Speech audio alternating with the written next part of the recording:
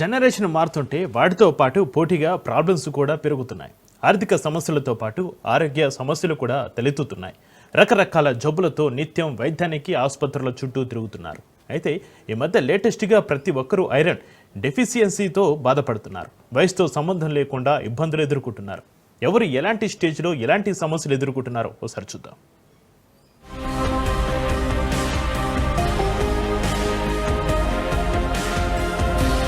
Technology పెరుగుతున్న కొద్దీ సమస్యలకు పరిష్కారం కనిపించాలి. కానీ సమస్యలే రకరకాలుగా వాటి అవతారాలు ఎత్తితే ఎవరు కారణం? ముఖ్యంగా రక్తహీనత అనేది ఈ మధ్య అనేక మంది వాడుతున్న కామన్ వర్డ్. ఈ ప్రాబ్లం స్త్రీలలో ఎక్కువగా కనిపిస్తుంది. యుక్త వయసు వచ్చిన తర్వాత, పిల్లలు పుట్టిన తర్వాత వయసు మీద పడే కొద్దీ ఇష్యూలు వస్తుంటాయి. రక్తహీనత వల్ల అనేక సమస్యలు తలెత్తుతాయి. అయితే విటమిన్స్ లోపించడం వల్ల జుట్టు రాలడం, ముఖంపై మచ్చలు రావడం, మొటిమలు రావడం, నరాల వీక్నెస్, గర్భం దాల్చినప్పుడు ఇబ్బందులు వస్తుంటాయి.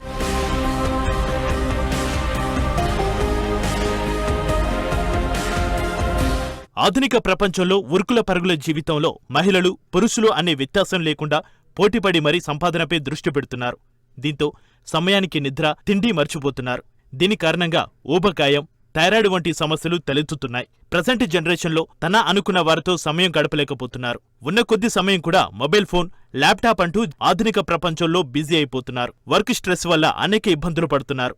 సరైన ఆహారం కోసం వండుకునే ఓపిక కూడా నశిస్తోంది. బయట దొరికే ఇన్స్టెంట్ ఫాస్ట్ ఫుడ్, న్యూట్రిషన్స్ లేని ఆహారం వల్ల అనేక ఆరోగ్య సమస్యలు తలెత్తుతున్నాయి.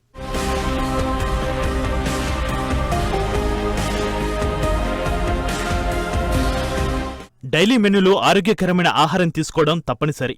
న్యూట్రిషన్స్ ఉన్న పదార్థాలు, గ్రీన్ వెజిటేబుల్స్, డ్రై ఫ్రూట్స్ అలవాటు చేసుకోవడం మంచిదని నిపుణులు హెచ్చరిస్తున్నారు.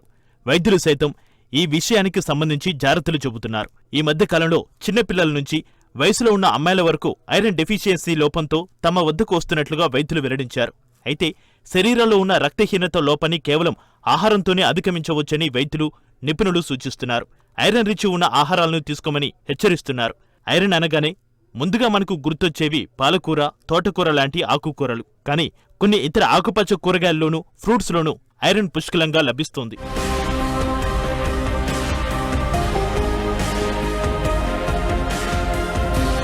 బీట్రూట్లో ఆరోగ్యానికి అవసరమైన పోషకాలన్నీ ఉంటాయి. దీన్ని తినడానికి చాలా మందికి అంతగా ఇష్టం ఉండదు. కానీ దీనిని తినడం వల్ల బాడీలో ఎర్ర రక్త కణాల సంఖ్య పెరుగుతుందని నిపుణులు చెబుతారు. దానిమ్మ, యాపిల్ లాంటి ఫ్రూట్స్ తినడం వల్ల కూడా ఈ ప్రాబ్లమ్స్ ని తగ్గించుకోవచ్చు. మాంసకృతులైన ఎగ్, రెడ్ మీట్లో ప్రోటీన్, మినరల్స్, ఐరన్, ఆరోగ్యానికి అవసరమైన పోషకాలు ఎక్కువగా ఉంటాయి. ఐరన్ లోపంతో బాధపడేవారు రోజుకో గుడ్డు తినడం వల్ల ఈ సమస్య దూరమవుతుంది. ఇక అదేవిధంగా డ్రై ఫ్రూట్స్లో ముఖ్యంగా డేట్స్, బాదం, కిస్మిస్ మరియు గుమ్మడి గింజలతో పాటు బెల్లంలో magnesium, copper, protein, iron, zinc వంటి పోషకాలు పుష్కలంగా ఉన్నాయి.